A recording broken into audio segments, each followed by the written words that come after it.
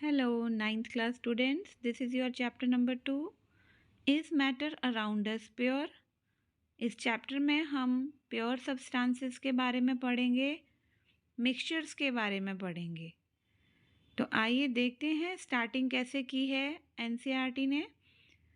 Examples दिए हैं हमें प्योर चीज़ों के कि कैसे हम पता लगाएंगे कि given substance ghee, milk, butter, salt, spices, mineral water, juice जो भी हम मार्केट से ख़रीदते हैं वो प्योर है कि नहीं। तो इस एग्ज़ाम्पल से हमारा ध्यान कहाँ लिया जा रहा है? प्योर सब्सटेंसेस की तरफ। अगर इन पैकेट्स के ऊपर प्योर लिखा है, for a common person pure का मतलब है कोई अडल्ट्रेशन नहीं है इसमें। लेकिन जो साइंटिस्ट हैं वो एक्चुअली मिक्सचर्स की डेफिनेशन जो है वो कैसे देते हैं कि अगर किसी चीज़ में मिक्सचर है, टू और more than two components mix हैं, तो हम इसको प्योर नहीं कहेंगे। फॉर एग्ज़ाम्पल, जब आप देखते हो ना मिल्क के ऊपर लिखा है प्योर मिल्क, लेकिन एक्चुअली होता क्या है? एक्चुअली में जो आपका प्योर मिल्क है वो एक मिक्सचर है, उसमें वाटर है, फैट्स हैं, प्रोटीन्स है। So when a scientist says that something is pure, it means that all the constituent particles of that substance are the same in their chemical nature. Underline it. A pure substance consists of a single type of particles. इस तरह से आप distinguish कर सकते हो। अगर single type of particles नहीं हैं तो वो सब्सटेंस प्योर नहीं है, वो मिक्सचर है। In other words, a substance is a pure single form of matter. अगर आपसे कोई ये पूछता है ना कि सब्सटेंस प्योर कब है, तो आपके पास एक ही आंसर होना चाहिए। If a substance consist of a single type of particle, then it is a pure substance. As we look around, we can see that most of matter around us exists as mixtures of two or more pure components. For example, seawater, minerals, soil, etc. are all mixtures. तो यहाँ पर आपके पास एक question तो ready हो गया है ना। वो क्वेश्चन क्या है? वो क्वेश्चन ये है कि आपको बताना है कि what is a pure substance and what is a mixture. What is a mixture पे चलते हैं। प्योर सब्सटेंस तो आपको अच्छे से समझ आ गया। Mixtures are constituted by more than one kind of pure form of matter. This is the definition. Those substances having more than one kind of pure form of matter, they are known as mixtures. एक substance को हम अगर separate नहीं कर पा रहे हैं physical process से, तो वो मिक्सचर है। जैसे कि बेस्ट एग्जाम्पल इसमें दिया है मिक्सचर का सोडियम क्लोराइड NaCl, जिसको आप ना नमक कहते हो।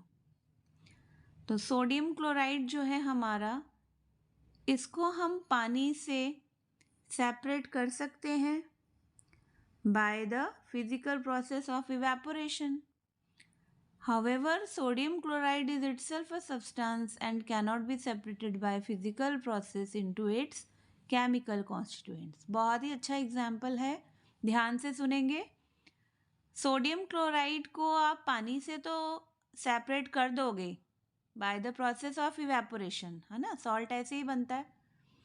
लेकिन अगर आपको कोई ये बोले कि हम सोडियम क्लोराइड यानी NaCl को उसी सब्सटेंस से अलग किया जाए, यानी कि क्या मतलब है इसका? ध्यान देंगे, सोडियम और क्लोरीन को अगर हम अलग करना चाहते हैं सोडियम क्लोराइड में, तो इट इज़ नॉट पॉसिबल। हम इसको फिजिकल प्रोसेस से इसके जो केमिकल सब्सटेंस हैं सोडियम और क्लोरीन, हम उनको अलग कर ही नहीं सकते। तो अगर हम उनको कलर कर नहीं सकते, अलग नहीं कर सकते, तो इसका मतलब यही हुआ ना कि sodium chloride is a pure substance. ऐसे ही sugar is a substance because it contains only one kind of pure matter and its composition is same throughout. तो एक बात तो आपको समझ में आ गई. Soft drink and soil are not single substances. बहुत सारी तरह तरह की सॉइल्स मिक्स होती हैं. Whatever the source of a substance may be, it will always have the same characteristic properties. अब ये भी एक बहुत इम्पॉर्टेंट चीज़ है कि सोर्स चाहे सब्सटेंस का जो मर्जी हो, लेकिन उसकी जो प्रॉपर्टीज़ हैं, जो करेक्टरिस्टिक्स हैं, वो सेम होनी चाहिए. तो ये सब कुछ हमने किसके बारे में पढ़ा है? We can say that a mixture contains more than one substance. बस इतना सा फ़र्क है प्योर सब्सटेंस और मिक्सचर में. मिक्सचर में मोर देन वन सब्सटेंस होता है. हमारे पास है इधर टाइप्स ऑफ मिक्सचर्स. तो टाइप्स ऑफ मिक्सचर्स में हम 2 टाइप्स के मिक्सचर्स पढ़ेंगे. इससे पहले कि मैं आपको उनका नाम बताऊं, तो आइए ये एक्टिविटी करते हैं हम 2.1, जिससे आपको बहुत ज़्यादा अच्छे से क्लियर हो जाएगा. Let us divide the class into group ABCD में हमने क्लास को डिवाइड कर लिया. ठीक है. ग्रुप A एक बीकर लेगी जिसमें 50 ml वाटर होगा और 1 spatula full of copper sulphate powder डालोगे. बी वाले ग्रुप ने क्या करना है बेटा? 50 ml वाटर डालना है सेम जैसे ए वालों ने डाला, लेकिन वो कॉपर सल्फेट के 2 स्पैचुला डालेंगे बीकर में. ठीक है. ग्रुप सी और D can take different amount of copper sulfate and potassium permanganate or common salt and mix the given components to form a mixture. अब आपने देखनी है ऑब्जर्वेशंस. ऑब्जर्वेशन में आप क्या देखोगे? Uniformity in colour and texture. ठीक है. कितनी समानता है कलर में और उसके टेक्सचर में. Groups A and B have obtained in mixture which has a uniform composition throughout. A वालों का यूनिफॉर्म कंपोजिशन है, एक जैसा है, सेम है. Such mixtures are called homogeneous mixtures or solutions. आप फटाफट से इसको अंडरलाइन कर लो. होमोजेनियस मिक्सचर्स की डेफिनेशन मिल गई है आपको यहाँ पे. Those mixtures which have a uniform composition throughout are known as homogeneous mixtures or solutions. Some other examples of such mixtures are, अगर हम दूसरे एग्जाम्पल्स की बात करें तो हमारे पास है यहाँ पे salt in water and sugar in water. तो ये तो इतना इजी है, आप अपने घर में भी देख सकते हो. आपको पता ही नहीं चलेगा कि नमक घुलने के बाद कहाँ गया पानी में, चीनी कहाँ गई है. तो इनकी यूनिफॉर्मिटी बताती है कि ये कैसे मिक्सचर्स हैं. ये होमोजीनियस मिक्सचर्स हैं. ये पॉइंट 2 आ गया आपका डेफिनेशन के बाद. These are the best examples of homogeneous mixtures. अब हम बात करेंगे, दो both the groups have obtained copper sulphate solution but the intensity of colour on the solutions is different. This shows that homogeneous mixture can have a variable composition. वो इसलिए बेटा कि 1 spatula डाला था हमने ग्रुप ए वाले beaker में, लेकिन 2 स्पैचुला डाले थे हमने कॉपर सल्फेट के ग्रुप बी में.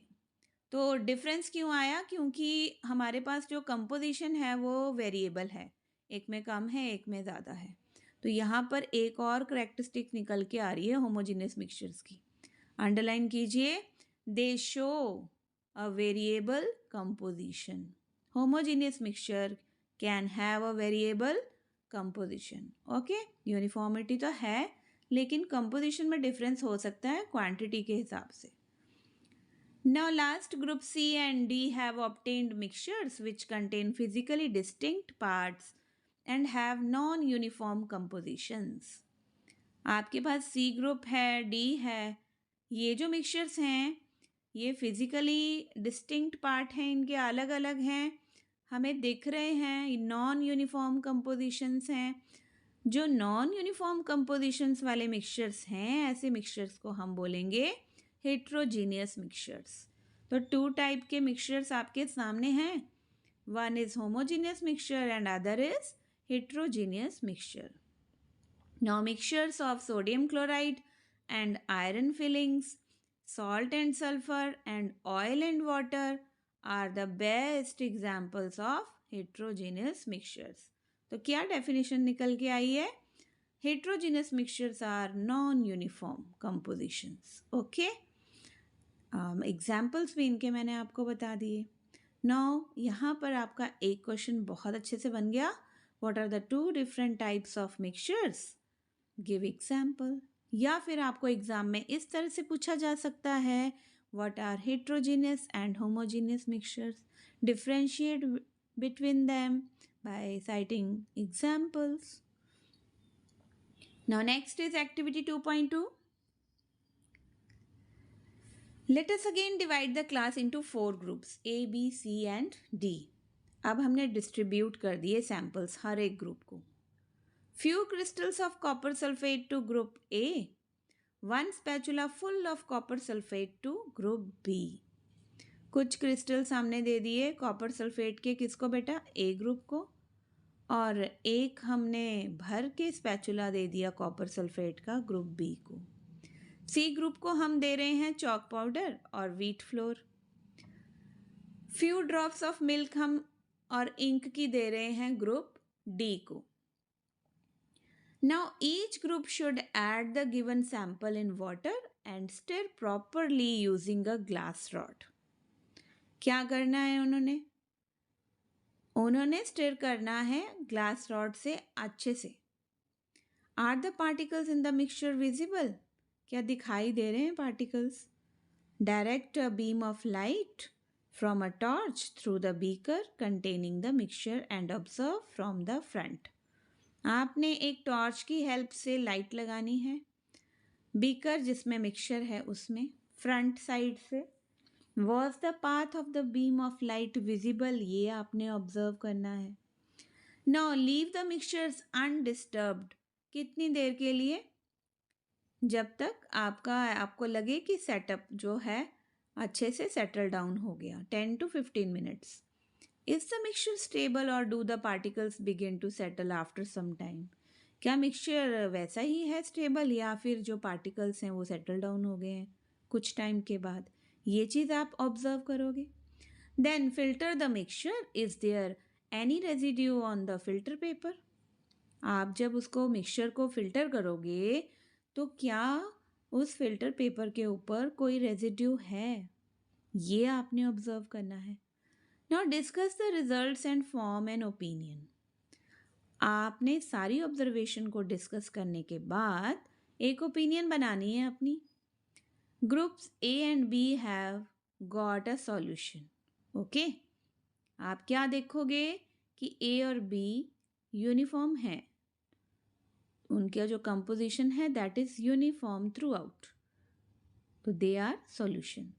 Now group C has got a suspension. Chalk powder के पार्टिकल्स आपको दिखेंगे, सस्पेंशन है वो.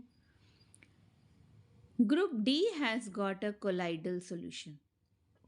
आपको दिखेंगे तो नहीं, लेकिन उसमें भी जो पार्टिकल साइज है वो सॉल्यूशन से ज़्यादा है. तो ये आपके पास रिजल्ट आएंगे आपकी ऑब्जर्वेशन के अकॉर्डिंग. यहाँ पर देखिए फिल्ट्रेशन का प्रोसेस करके दिखाया है, कैसे हम फिल्टर पेपर को फोल्ड करके कोन बना के यूज़ कर रहे हैं. Now we shall learn about solutions, suspensions and colloidal solutions in the following sections. तो आगे चलकर हमें इनकी डेफिनेशन करने में कोई प्रॉब्लम नहीं आने वाली. Now questions are what is meant by a substance, जो आप कर चुके हो, अभी किया आपने. सब्सटेंस क्या होता है? List the points of difference between homogeneous and heterogeneous mixtures. I hope आप बहुत अच्छे से इसका आंसर लिखोगे. Next is 2.2. What is a solution? मैं यहाँ पे पढ़ रही हूँ कि सॉल्यूशन है क्या. फर्स्ट लाइन में ही आपका आंसर है और आप इसको अंडरलाइन भी कर सकते हो. एक छोटी सी चीज़ मैं ऐड कराऊंगी, वो आप लिख लोगे फटाफट से. Now underline it. A solution is a homogeneous mixture of two or more substances. Two or more substances तो होने चाहिए, लेकिन यूनिफॉर्म कंपोजिशन होना चाहिए, होमोजीनियस मिक्सचर होना चाहिए, तभी हम उसको सॉल्यूशन बोलेंगे. अगर हेट्रोजीनियस मिक्सचर है तो वो सॉल्यूशन है ही नहीं, तो वो या तो सस्पेंशन है या कोलाइडल है। You come across various types of solution in your daily life. Lemonade, नींबू पानी, soda water, etc. They are all examples of solutions. आप ना उसमें particles को distinguish नहीं कर सकते, यूनिफॉर्म होते हैं। Usually we think of a solution as a liquid that contains either a solid, liquid or gas dissolved in it. जब भी हम सॉल्यूशन की बात सोचते हैं ना तो हमारे दिमाग में आता है कि हाँ ये तो लिक्विड ही होना चाहिए, पर ऐसा तो नहीं है। हम सॉल्यूशन बात कर रहे हैं यहाँ पे, वो सॉलिड भी हो सकते हैं, लिक्विड भी हो सकते हैं और गैस भी हो सकती है, जैसे air is a mixture of gases. But we can also have solid solutions. अगर सॉलिड सॉल्यूशंस की आप बोलोगे मैम गैस का एग्जाम्पल तो आपने दे दिया, लेकिन हमें लिक्विड भी सॉल्यूशन होता है, वो भी हमें पता है, लेमनेड है, और आप हमें सॉलिड का दो एग्जाम्पल। तो सॉलिड का सॉल्यूशन अगर आपको आता है एग्जाम में तो my dear students that is alloy. Alloys are the solid solutions. Okay, air मैंने आपको एग्जाम्पल दे दिया गैसियस सॉल्यूशंस का। एक सॉल्यूशन में होमोजेनिटी पार्टिकल लेवल की होना बहुत ज़रूरी है। अगर हम लेमनेड की बात कर रहे हैं तो एक जैसा टेस्ट होता है ना जब आप पीते हो, ऐसा तो नहीं फर्स्ट सिप में आपको मीठा ज़्यादा लगता है, नींबू ज़्यादा लगता है और सेकंड सिप में कम लगता है, ऐसा कभी नहीं होता। अगर आपने प्रॉपरली स्टिर किया है, पार्टिकल्स प्रॉपरली डिजॉल्व्ड हैं, होमोजेनिटी है उसमें, होमोजेनियस मिक्सचर है, then only it is a solution, otherwise नहीं। This shows that particles of sugar और salt are evenly distributed in the solution. आइए हम पढ़ते हैं सॉलिड सॉल्यूशन के बारे में। तो एक क्वेश्चन आपका तैयार हो गया यहाँ पे, बहुत ही बढ़िया। Name one solid solution that is alloy. ध्यान से सुनोगे क्वेश्चन और लिखोगे कॉपी में। Name one solid solution that is alloy. Alloy होता क्या है? दो मेटल्स का या फिर एक मेटल और एक नॉन मेटल का मिक्सचर। इनको हम सेपरेट नहीं कर सकते। जब अलॉय बन गया तो बन गया, लेकिन हम अलॉय को मिक्सचर इसलिए कह रहे हैं because it shows the properties of it's constituents. जो भी आपने मिक्स करके बनाया है ना, मेटल और नॉन मेटल, ये उसकी प्रॉपर्टीज दिखाएगा बनने के बाद भी। फॉर एग्जाम्पल, ये क्वेश्चन आपसे बहुत बार पूछा जाता है।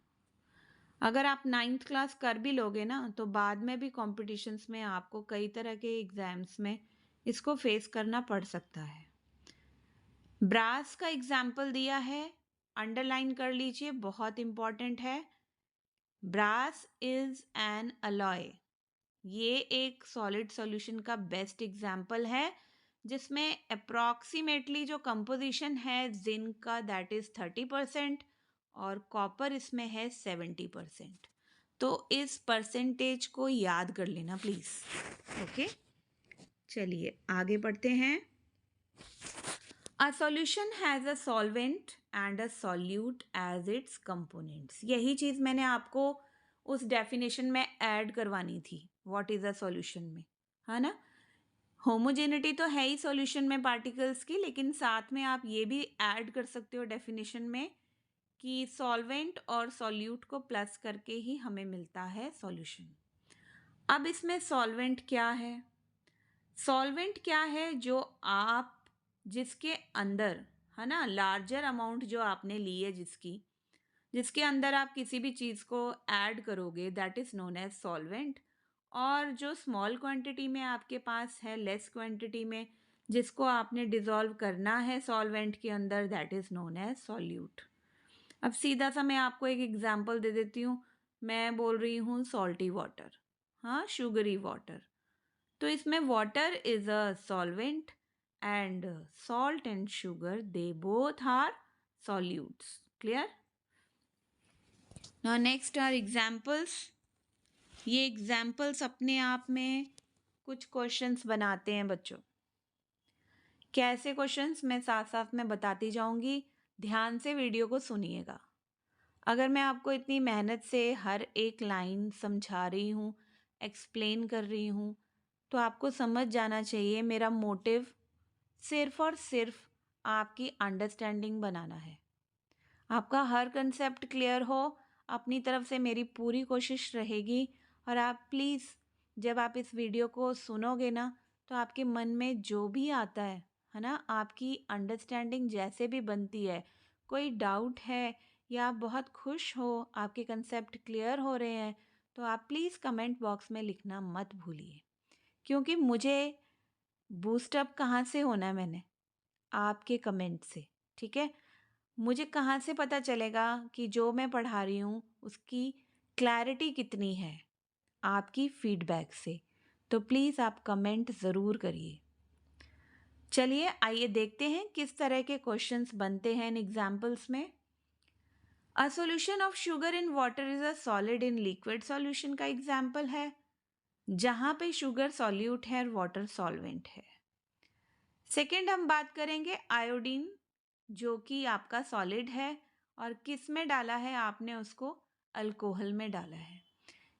आयोडीन और अल्कोहल का जो सॉल्यूशन है ना, इसमें अल्कोहल आपका सॉल्वेंट है और आयोडीन आपका सॉल्यूट है। इसको हम टिंचर ऑफ आयोडीन के नाम से भी जानते हैं, जो एग्जाम में इस तरह से आता है कि टिंचर ऑफ आयोडीन में आप सॉल्यूट और सॉल्वेंट बताइए। तो कई बार बच्चे आयोडीन के साथ वाटर लिख के आ जाते हैं और आंसर हो जाता है गलत और नंबर आ जाते हैं 0। तो आंसर क्या है आपका, आयोडीन मिक्स की जाती है किस में, वाटर में नहीं, अल्कोहल में की जाती है। Iodine is solid as the solute and alcohol is liquid as the solvent.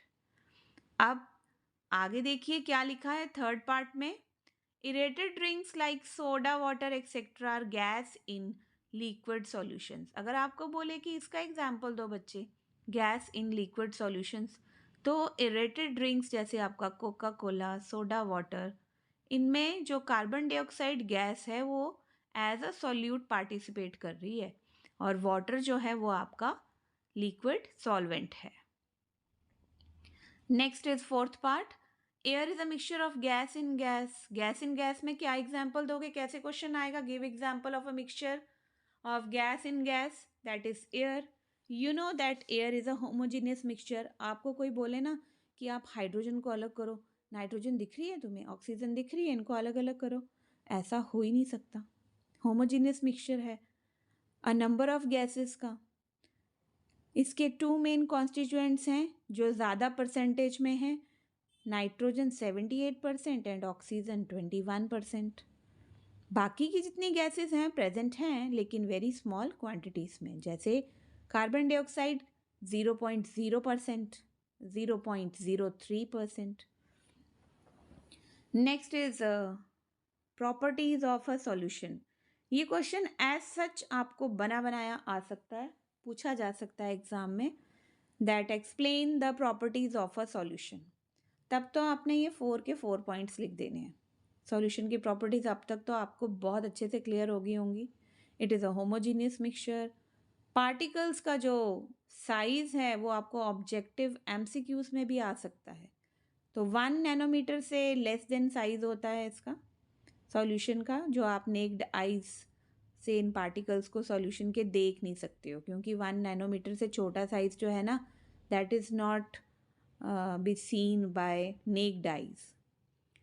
Now third point is very small particle size होने के कारण ये लाइट के पार्टिकल्स को स्कैटर कर ही नहीं सकता, तो हमें जो पाथ है लाइट का वो विजिबल होता ही नहीं है सॉल्यूशन में। Last point is the solute particles cannot be, third part में एक क्वेश्चन आपको मैं बताना भूल गई कि ऐसे क्वेश्चन आपको पूछा जा सकता है, why the path of light is not visible in a solution. तो आप सीधा सीधा लिखोगे because the particle size is very small in case of solution, they do not scatter the beam of light passing through the solution. This is the reason. Now last one is the solute particles cannot be separated from the mixture by the process of filtration. आप filtration के process से solution को अलग कर ही नहीं सकते। Solute particles जो हैं वो settle down when left undisturbed and that solution is stable. जो आपके सॉल्यूट पार्टिकल्स हैं वो सेटल डाउन नहीं होते, दे डू नॉट सेटल डाउन। अगर नहीं हो रहे हैं, स्टेबल है आपका सॉल्यूट सॉल्वेंट सब कुछ, then solution is stable. Next is 2.2.1 concentration of a solution. Video लंबी है, आप इसको पॉज करके थोड़ा सा ब्रेक ले सकते हो, माइंड को थोड़ा सा रिलैक्स कर सकते हो। 5 सेकेंड्स तक आप आईज क्लोज कर सकते हो। In activity 2.2, we observed that groups A and B obtain different shades of solutions.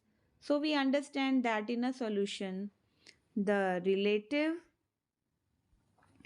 proportion of the solute and solvent can be varied. Now, depending upon the amount of solute present in a solution, it can be called a dilute. अगर आप जितना solute का amount देख लोगे एक solution में, तो आप इतना बता सकते हो कि जो सॉल्यूशन है it can be called a dilute, concentrated और अ सैचुरेटेड सॉल्यूशन। वो कैसे? डाइल्यूट और concentrated are comparative terms, comparison कर सकते हो आप। अगर आपके सॉल्वेंट का अमाउंट ज़्यादा है, सॉल्यूट का कम है, तो ये आपका सॉल्यूशन होगा डाइल्यूट। और अगर आपने सॉल्यूट ज़्यादा डाला है सॉल्वेंट में, तो आपका सॉल्यूशन कैसा बनेगा? कंसंट्रेटेड। आप ना HCl पढ़ोगे 10th क्लास में जाके, हाइड्रोक्लोरिक एसिड बार बार यूज़ हुआ है। Dilute HCl, concentrated HCl। तो उसमें है क्या? जो डाइल्यूशन है उसमें सॉल्वेंट ज़्यादा है और जो कंसंट्रेटेड है उसमें सॉल्वेंट कम है। Now activity 2.3, take approximately 50 ml of water each in 2 separate beakers. आपने क्या लेना है? 50 ml पानी लेना है 2 सेपरेट बीकर्स में। सॉल्ट ऐड करना है 1 बीकर में और दूसरे में डालना है शुगर या फिर barium chloride. When no more solute can be dissolved, heat the contents of the beaker. आप जब इसको सॉल्यूट को ऐड कर ही जा रहे हो, लेकिन एक स्टेज पे जब ये जो कंटेंट्स हैं, है ना, ये सॉल्यूट जो है डिज़ोल्व होना बंद हो गया, तो आप बीकर को हल्का सा हीट कर सकते हो, रेज कर सकते हो टेम्परेचर इसका 5 डिग्री सेल्सियस तक। तो आप क्या देखोगे? Start adding the solute again, आपका कुछ सॉल्यूट ना डिज़ोल्व हो जाएगा। Is the amount of salt and sugar, और अब इस एक्टिविटी करने के बाद आपको बहुत सारी चीज़ों के आंसर मिलने वाले हैं। Is the amount of salt and sugar और barium chloride that can be dissolve in water at a given temperature the same रहेगा। At any particular temperature a solution that has dissolved as much solute as it is capable of dissolving is said to be a saturated solution. Best example है, जब आपका solute घुलना बंद हो जाए तो आप उसको बोलोगे आपका सॉल्यूशन कैसा बन गया? सैचुरेटेड। दूसरे शब्दों में अगर मैं आपको सीधा सीधा कह दूं कि अब आप और ज़्यादा सॉल्यूट ना ऐड नहीं कर सकते सॉल्यूशन में एट गिवन टेम्परेचर, तो इसको हम बोलेंगे सैचुरेटेड सॉल्यूशन। Underline this. तो ये क्वेश्चन आपका बहुत बढ़िया तैयार हो गया। Define saturated solution when no more solute is added to the solvent. Now the amount of solute present in the saturated solution at this temperature is called solubility. Now here is one more question for you people. What do you mean by solubility? Underline this. आप जब भी मेरी video को सुनते हो, मुझे सुनते हो, तो चैप्टर की एक्सप्लेनेशन में अपने पास अंडरलाइन करने के लिए पेंसिल ज़रूर रखो, क्योंकि जब मैं जो चीज़ बोल रही हूँ तो उसका कुछ मतलब है, इम्पॉर्टेंस है। Okay, yes, define solubility, the amount of solute present in the saturated solution at the given temperature is called its solubility. तो हर किसी सब्सटेंस की अपनी solubility होती है, ठीक है। Now, if the amount of solute contained in a solution is less than the saturation level, it is called an unsaturated solution. अगर saturation level नहीं आया है, solute अभी और ऐड किया जा सकता है, तो ऐसे solution को हम unsaturated solution बोलेंगे। क्लियर? आप इसे भी अंडरलाइन कर लो। तो differentiate between unsaturated and saturated solution आपको एग्जाम में पूछा जा सकता है। What would happen if you were to take a saturated solution at a certain temperature and cool it slowly? क्या होगा अगर आप टेम्परेचर रेज कर दोगे? आपने एक्टिविटी में अभी देखा ना कि आप और सॉल्यूट ऐड कर सकते हो अगर आप 5 डिग्री सेल्सियस तक टेम्परेचर को रेज कर रहे हो सैचुरेटेड सॉल्यूशन के। सो वी कैन इन्फर, हम इस नतीजे पे पहुंच सकते हैं, ओपिनियन बना सकते हैं कि different substances in a given solvent have different solubilities at the same temperature. अलग अलग सॉल्युबिलिटीज हो सकती हैं अलग अलग सब्सटेंसेस की। और जो कंसंट्रेशन है सॉल्यूशन की is the amount of solute present in a given amount, mass और वॉल्यूम ऑफ सॉल्यूशन, और the amount of solute dissolved in a given mass और volume of solvent. Now concentration of solution को हम कैसे define करेंगे? बार बार कह रही हूँ, हमें कैसे पता चलेगा सॉल्यूशन कंसंट्रेट है, कितना घना है? Amount of solute upon amount of solution, या फिर amount of solute upon amount of solvent. Okay, तो ये फॉर्मूला आप लगा दो कंसंट्रेशन ऑफ सॉल्यूशन को फाइंड आउट करने के लिए। Now next is, there are various ways of expressing the concentration of a solution, but here we will learn only two methods. One method is mass of solute upon mass of solution multiplied by 100, and other is mass of solute upon volume of solution into 100. ये numerical आपको दिया हुआ है, फटाफट से इस numerical की practice करेंगे आप। बहुत ही इजी वे में आपको समझाया है, no need to explain it, you can do it yourself. Now 2.2.2, what is a suspension? ये क्वेश्चन भी आपको आ जाएगा एग्जाम में, तो आप बड़ी आसानी से कर लोगे कि मैम ने सॉल्यूशन के केस में होमोजेनिटी की बात की थी, अब मैं बात करूंगी नॉन होमोजीनियस सिस्टम की, जो यूनिफॉर्म नहीं है थ्रू आउट। ऐसे मिक्सचर को हम, ऐसे सॉल्यूशन को हम बोलेंगे सस्पेंशन, क्योंकि इसमें जो पार्टिकल साइज है सब्सटेंस का that is more than 1 nanometre, more than the particles of a solution. तो हम ऐसे मिक्सचर को कभी भी सॉल्यूशन नहीं बोलेंगे, हम उसे बोलेंगे सस्पेंशन। और मज़े की बात ये है कि ये हेट्रोजीनस मिक्सचर है सस्पेंशन, और जब हम इसमें से बीम ऑफ लाइट को पास करेंगे ना बेटा, तो आपको उसका पाथ लाइट का बहुत अच्छे से दिखाई देगा, क्योंकि ध्यान से सुनेंगे, सस्पेंशन का जो पार्टिकल साइज है वो काफ़ी होता है लाइट को स्कैटर करने के लिए, और स्कैटरिंग ऑफ लाइट की वजह से सस्पेंशन में हम पाथ ऑफ लाइट को आसानी से देख सकते हैं नेक्ड आई से। क्लियर? तो ये आपका क्वेश्चन बहुत अच्छे से तैयार हो गया, what is a suspension. Next, properties of a suspension, क्या क्या प्रॉपर्टीज रहने वाली हैं सस्पेंशन की। जैसे हमने सॉल्यूशन की पढ़ी थी, फटाफट से आप अब खुद ही बना सकते हो, इतने अच्छे से आपको समझा दिया। पहला पॉइंट क्या है? It is a heterogeneous mixture. Now second one is the particle of a suspension can seen by the necked eye, से देख सकते हो, बीम ऑफ लाइट पाथ देख सकते हो, विजिबल है। सॉल्यूट पार्टिकल सेटल डाउन हो जाते हैं अगर आप सस्पेंशन को अनडिस्टर्ब्ड छोड़ देते हो थोड़े टाइम के लिए। बेस्ट एग्जाम्पल बताऊं मैं आपको, चॉक पाउडर आप डालो, थोड़ी देर में ना आप उस मिक्सचर को ना ऐसे ही रहने दो, क्या देखोगे आप कि जितने भी चॉक पार्टिकल्स हैं ना सारे सेटल डाउन हो गए नीचे। तो आपको ऊपर अलग से एक फिल्ट्रेट नज़र आ रहा है ना, जिसको आप डिकेंटेशन के मेथड से अलग भी कर सकते हो। The suspension breaks.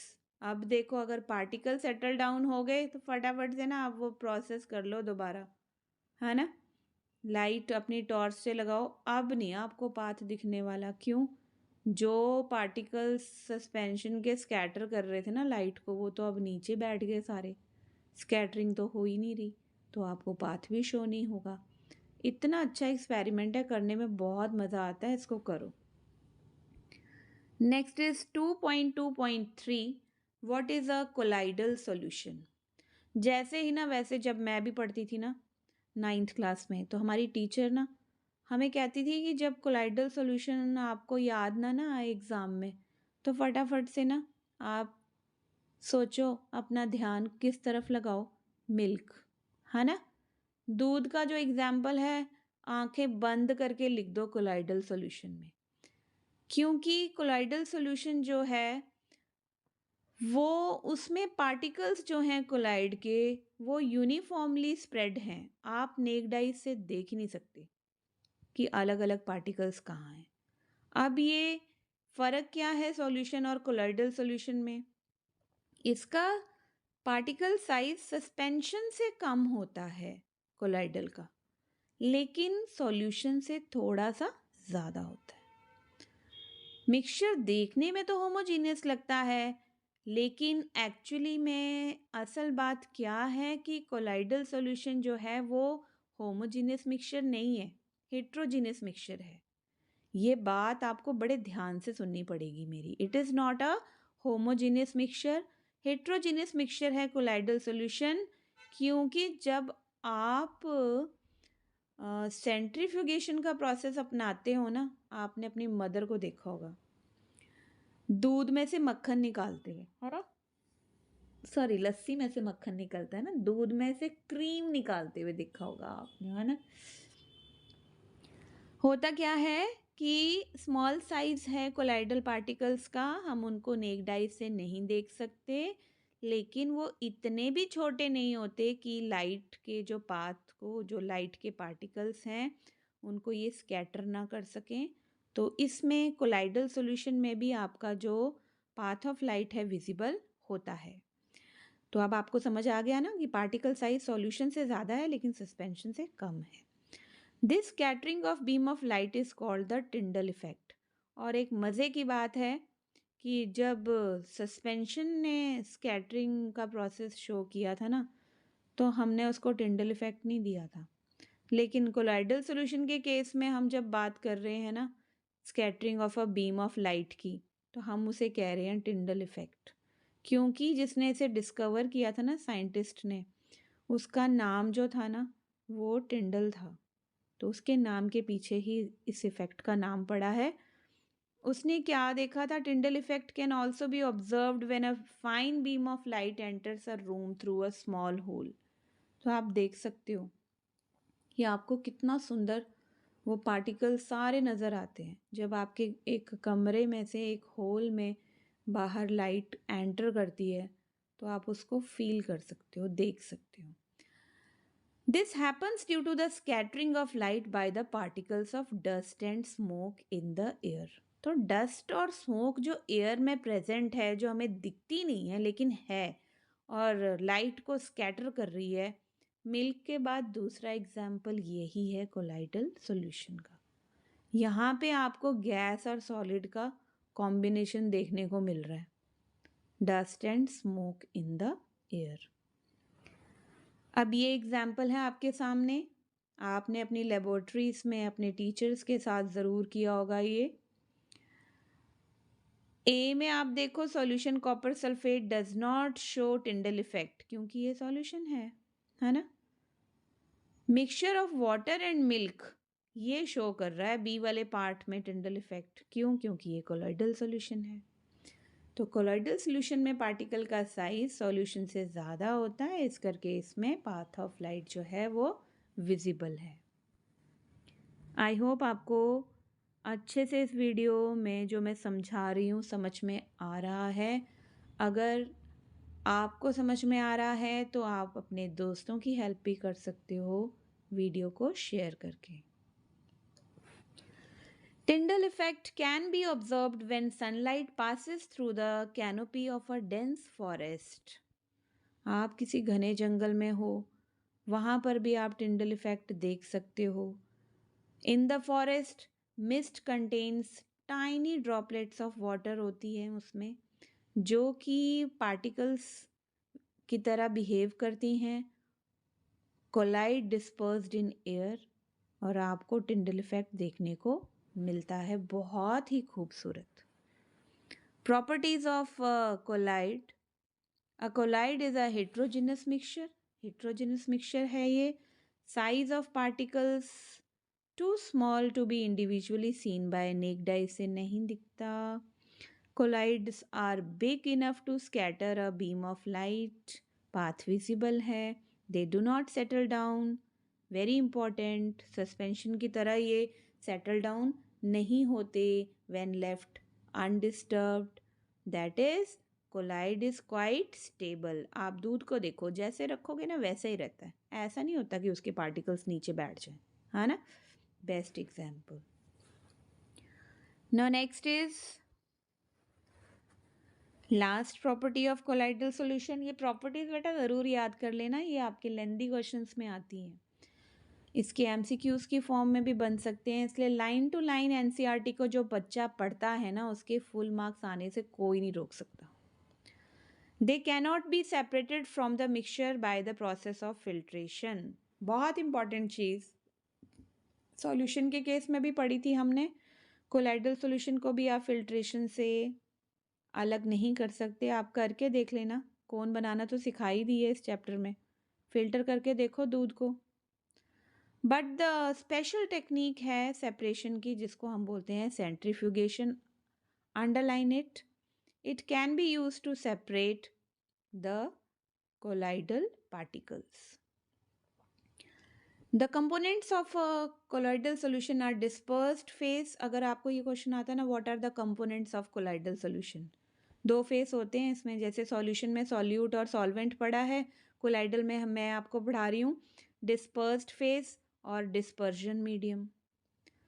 The solute like component और the dispersed particles in a colloid form the dispersed phase. जो सॉल्यूट है हमारा वो डिस्पर्स्ड फेस है, और जो कंपोनेंट जिसको हम सॉल्वेंट कह रहे हैं वो dispersed phase suspension is known as disperse medium, है ना। तो लार्जर वाला मीडियम आपका है सॉल्वेंट डिस्पर्सिंग मीडियम, और जो चीज़ डिस्पर्स हो रही है that is dispersed phase. Now colloids are classified according to the state, solid colloids, liquid और gas. Of the dispersing medium and the dispersed phase, a few common example आपके table में दे रखे हैं 2.1 में। ये टेबल बहुत ही ज़्यादा इम्पॉर्टेंट है, फटाफट से इसके ऊपर लिख लो। VVIMP, very very important. आइए हम भी देख लेते हैं एवरीडे लाइफ में। ये क्वेश्चंस हैं कुछ बेटा, differentiate between homogeneous and heterogeneous mixtures with example दे सकते हो आप। सोल सॉल्यूशन और सस्पेंशन में आपने फ़र्क बताना है। To make a saturated solution, ये आपका न्यूमेरिकल है ना, जिसमें आपने कंसंट्रेशन फाइंड आउट करनी है, तो आप फॉर्मूला लगाएंगे और फाइंड आउट करेंगे।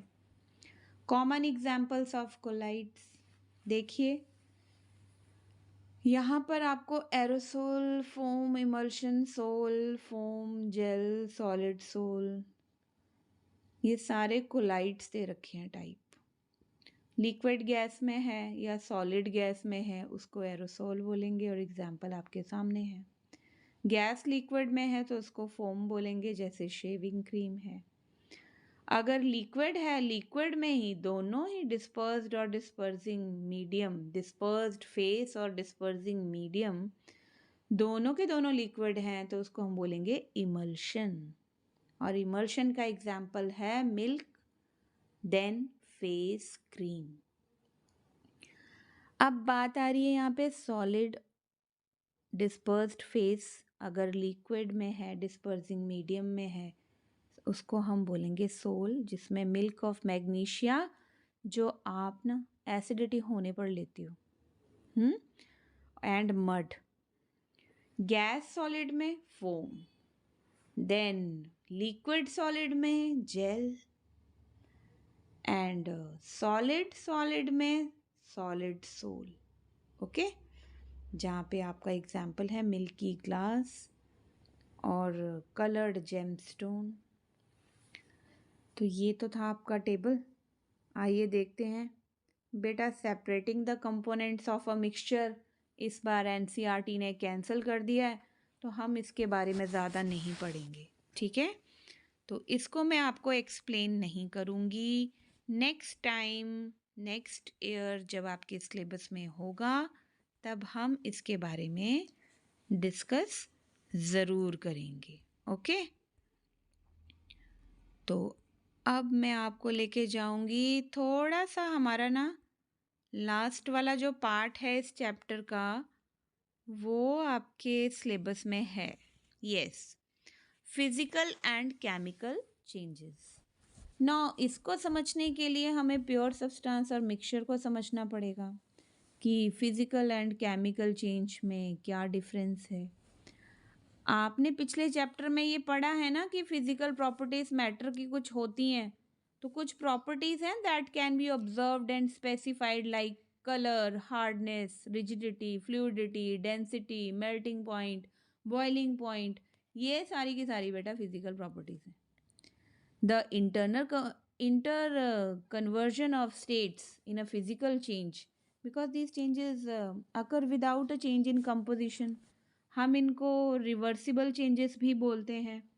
Although ice, water and water vapour all look different and display different physical properties, they are chemically the same. तो ये तो हमने बात कर ली फिजिकल चेंजेस की। अब इरिवर्सिबल जो चेंजेस हैं, है ना, both water and cooking oil are liquid but their chemical characteristics are different. दोनों ही लिक्विड हैं, वाटर भी और कुकिंग ऑयल भी, है ना, लेकिन इनकी केमिकल प्रॉपर्टीज कितनी डिफरेंट है। दे डिफर इन ऑर्डर, उनकी स्मेल भी डिफरेंट है, इनफ्लेमेबिलिटी यानी कि उनका बर्निंग का जो चांसेस हैं दोनों के अलग अलग हैं। We know that oil burns in air whereas water extinguishes fire. हमें पता है कि ऑयल जो है वो एयर में भी बर्न हो रहा है, लेकिन वाटर जो है वो कॉमन एक्सटिंग्विशर माना जाता है, आग को बुझाने के लिए यूज़ किया जाता है। It is this chemical property of oil that makes it different from water. Now burning is a chemical change, क्योंकि उसके बाद हमें पहले वाली चीज़ तो मिलती नहीं ना। It is irreversible. During this process, one substance reacts with another to undergo a change in chemical composition. Now, chemical change brings change in the chemical properties of matter and we get new substances हमें मिल जाते हैं। New substances हमें physical changes में नहीं मिलते। तो इस question को याद करने का बेस्ट तरीका है टैबुलेट फॉर्म में इसका आंसर लिखिए। सामने सामने जब डिफरेंसेस होते हैं ना, तो हम उसको अच्छे से लर्न भी कर सकते हैं। So a chemical change is also called a chemical reaction. Now during burning of a candle, both physical and chemical changes take place. Can you distinguish this? Yes. बहुत बच्चों में ये confusion होता है, वो burning of candle को ना physical change लिख देते हैं, लेकिन वो chemical change भी है। क्यों है, अब ध्यान से सुनो। फिजिकल चेंज तो है, वैक्स बन रही है उसकी, हम फिर से यूज़ कर सकते हैं, मेल्ट होने के बाद वो सॉलिडिफाई हो रही है। लेकिन केमिकल चेंज कैसे है, कार्बन डाइऑक्साइड भी तो प्रोड्यूस हो रही है, हीट भी तो प्रोड्यूस हो रही है। तो उस केस में क्या है, वो न्यू सब्सटेंस मिल रहा है, तो वो केमिकल चेंज है। तो आज के बाद जब भी कोई आपसे पूछे ना, तो आप बोथ वाले ऑप्शन पे करेक्ट करो।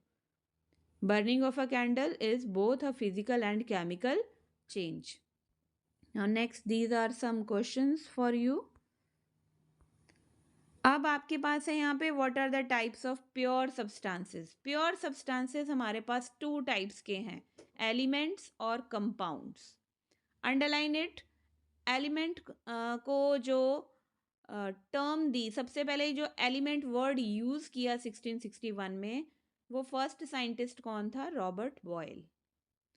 इसके बाद फ्रेंच केमिस्ट एंटोइन लॉरेंट और लेवोजर 1743 टू 94 ये इनका लाइफ स्पैन रहा.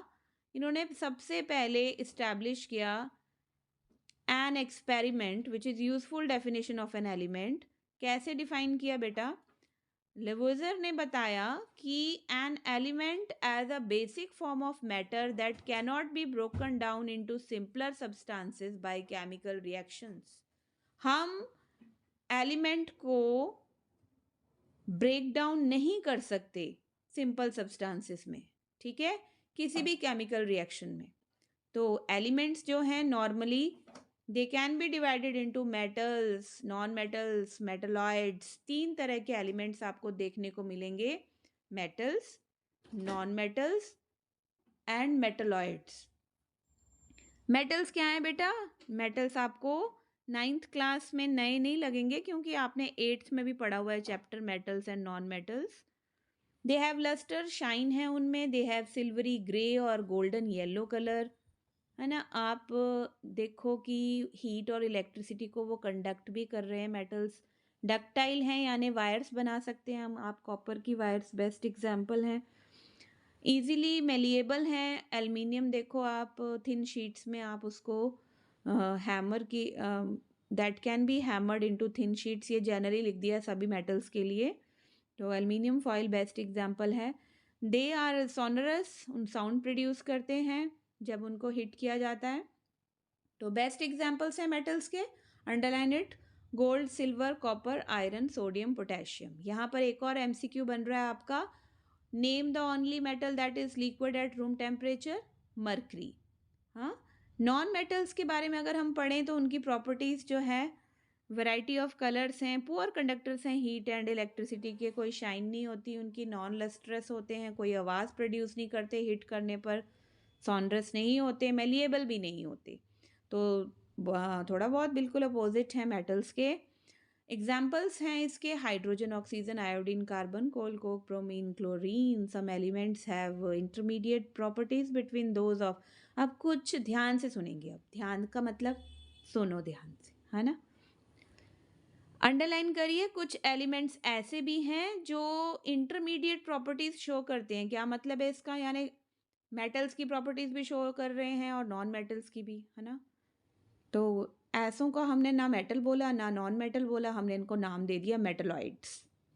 तो इनके एग्जाम्पल हैं बोरॉन, सिलिकॉन एंड जर्मेनियम. आपकी बुक में मेंशन है तो आप मेंशन है तो इसको याद करना आपकी ड्यूटी है. नाउ मोर टू नो में देखिए, हमारे पास प्रेजेंट टाइम में मोर देन 100 एलिमेंट्स प्रेजेंट हैं. 92 एलिमेंट्स नेचर में एग्जिस्ट कर रहे हैं, बाकी सारे मैन मेड हैं. तो 92 अगर नेचुरली अकर कर रहे हैं तो 8 मैन मेड हैं एलिमेंट्स. मेजॉरिटी एलिमेंट्स सॉलिड की है. 11 elements they are in gaseous state at room temperature. 2 elements हैं liquid at room temperature, mercury and bromine. हाँ, 2 एलिमेंट्स का नाम आपसे एग्जाम में पूछा जाएगा which are liquid at room temperature. तो दोनों ही एलिमेंट्स हैं. अब ब्रोमीन है तो नॉन मेटल लेकिन एलिमेंट्स के अंडर आता है ना. तो mercury is a metal and bromine is a non metal. दोनों ही आपके जो हैं लिक्विड होते हैं रूम टेम्परेचर पे. बेस्ट क्वेश्चन बनते हैं इनके ऊपर. एलिमेंट्स गैलियम है, सीजियम है, ये लिक्विड रहते हैं अगर टेम्परेचर जो है आपका रूम टेम्परेचर से थोड़ा सा ज़्यादा होता है, 303 केल्विन. आप इसमें से 273 माइनस कर लोगे ना तो डिग्री सेल्सियस में आ जाएगा. नाउ कंपाउंड्स क्या है? A compound is a substance composed of 2 और मोर एलिमेंट्स ले लो तो कंपाउंड बन जाता है। फिक्स्ड प्रोपोर्शन में होते हैं इसमें एलिमेंट्स, है ना, उनका प्रोपोर्शन कहीं भी चेंज नहीं होता। Water is the best example. आप देखो वाटर में 2 एटम्स हैं हाइड्रोजन के, 1 ऑक्सीजन का, और दुनिया के किसी सोर्स से पानी उठा लो, उसका जो प्रोपोर्शन है वो फिक्स्ड ही रहना है, 2:1, है ना। तो आप ऐसों को क्या बोलते हो? कंपाउंड। कंपाउंड की डेफिनेशन आपको मिल गई। यहाँ पर एक्टिविटी 2.10 है। आपने पूरी क्लास को डिवाइड करना है 2 ग्रुप्स में। 5 gram iron filings, 3 gram of sulphur powder in china dish to both the groups दे दो। Group 1, mix and crush iron filings and sulphur powder को मिक्स कर दो अच्छे से। Group 2, mix and crush iron filings and sulphur powder, है ना। Heat this mixture करना है, ग्रुप 2 ने हीट भी करना है स्ट्रांगली जब तक ये रेड हॉट ना हो जाए। फिर फ्लेम को हटा देना है और मिक्सचर को कूल होने तक वेट करना है। Group 1 and 2, check for magnetism in the material obtained. Bring a magnet near the material and check if the material is attracted towards the magnet or not. क्योंकि आयरन फिलिंग्स तो दोनों में थी। Compare the texture and color of the material obtained by the groups.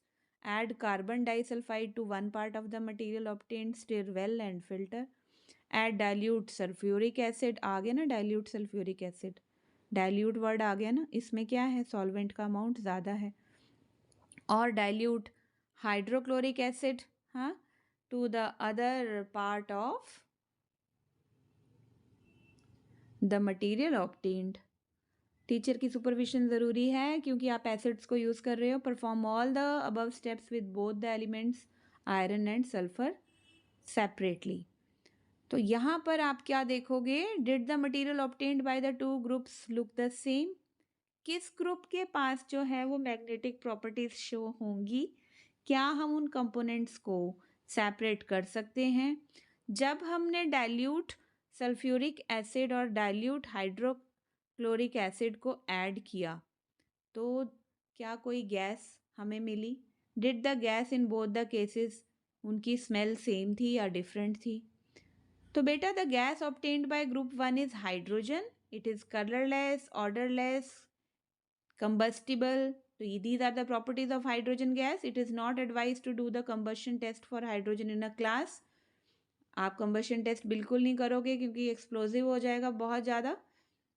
The gas obtained by group second is hydrogen sulfide. It is a colorless gas with the smell of rotten eggs. बड़ी गंदी smell आती है hydrogen sulphide की। क्यों? इसमें colourless gas तो है लेकिन सल्फर की जो स्मेल है ना, that is similar to the smell of rotten egg, सड़े हुए अंडों की स्मेल आती है ना। तो ये तो आपने अपनी लेबोरेटरी के बाहर खूब मज़े लिए होंगे स्मेल के। You must have observed that the products of obtained by both the groups show different properties. दो द स्टार्टिंग मटेरियल तो सेम थे लेकिन ग्रुप 1 की जो एक्टिविटी है उसके फिजिकल चेंजेस थे, वेयर एज ग्रुप 2 के केमिकल चेंजेस थे। नया कुछ बन रहा था, गैस नहीं बन रही थी, कंपाउंड नया बन रहा था। The material obtained by group 1 is a mixture of 2 substances, element iron and sulfur. Properties of mixture are the same. The material obtained by group second is a compound. First वाले में आपको simple mixture मिला, second वाले में आपको compound मिला। तो compound का बनना एक केमिकल प्रोसेस है, मिक्सचर का बनना एक फिजिकल प्रोसेस है। On heating the two elements strongly we get a compound which has totally different properties compared to the combining elements. इसका मतलब है the composition of compound is the same throughout. We can also observe that the texture and the color of the compound are the same throughout. Thus we can summarize the physical and chemical nature of matter in the following graphical organizer. तो आप ये देखिए बड़े ही सुंदर ढंग से mixtures और compounds के डिफरेंसेस लिखे हैं यहाँ पे जो आप बच्चों ने लर्न करनी है। तो बेटा यहाँ पर जो आपका मैटर है, सॉलिड, लिक्विड और गैस, प्योर सब्सटेंस और मिक्सचर, दोनों में प्योर सब्सटेंस में आपके आगे एलिमेंट्स और कंपाउंड्स, मिक्सचर्स में आपके आगे होमोजीनियस एंड हेट्रोजीनियस मिक्सचर्स। तो ये आप लर्न करके जाओगे एग्ज़ाम में ताकि आपको कोई भी प्रॉब्लम ना हो। तो व्हाट यू हैव लर्नड, आपने मिक्सचर के बारे में पढ़ा। Mixtures can be separated into pure substance and appropriate separation techniques use होती हैं। जो आपका सॉल्यूशन है वो होमोजीनियस मिक्सचर है। मेजर कंपोनेंट सॉल्यूशन के सॉल्वेंट हैं, है ना, सॉल्यूट है। Minor, the concentration of a solution is the amount of solute present per unit volume of per unit mass of the solution upon solvent। तो जो materials insoluble हैं solvent में, particles हैं विजिबल टू नेक्ड आइज हैं, उनको suspension बोलते हैं। Heterogeneous mixture है सस्पेंशन। कोलाइड्स जो हैं हेट्रोजेनस मिक्सचर हैं, लेकिन पार्टिकल साइज इतना भी छोटा नहीं है, हाँ, कि वो लाइट को स्कैटर ना कर सके। लाइट को स्कैटर करता है, लेकिन इतना भी बड़ा नहीं है कि हमें नेक्ड आई से दिखाई दे। तो नेक्ड आई से दिखाई नहीं देता। यूज़फुल है इंडस्ट्री में, डेली लाइफ में। पार्टिकल्स जो हैं डिस्पर्स्ड फेस में होते हैं। Medium in which they are distributed, उसको डिस्पर्जन मीडियम कहते हैं। प्योर सब्सटेंसेस हैं एलिमेंट्स, कंपाउंड्स। एक एलिमेंट क्या है? It is a form of matter that cannot be broken down by chemical reactions into simpler substances. एक कंपाउंड है, कैसा सब्सटेंस है? 2 और मोर डिफरेंट टाइप्स के एलिमेंट्स होते हैं, chemically combined in a fixed proportion.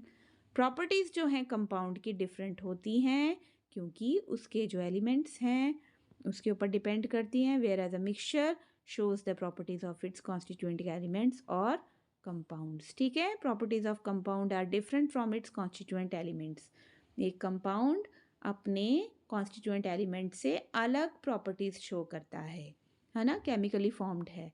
लेकिन जो मिक्सचर है वो अपने एलिमेंट्स और जो भी कंपाउंड है उसके कॉन्स्टिट्यूएंटिंग सब्सटेंसेस उनकी प्रॉपर्टी को शो करता है।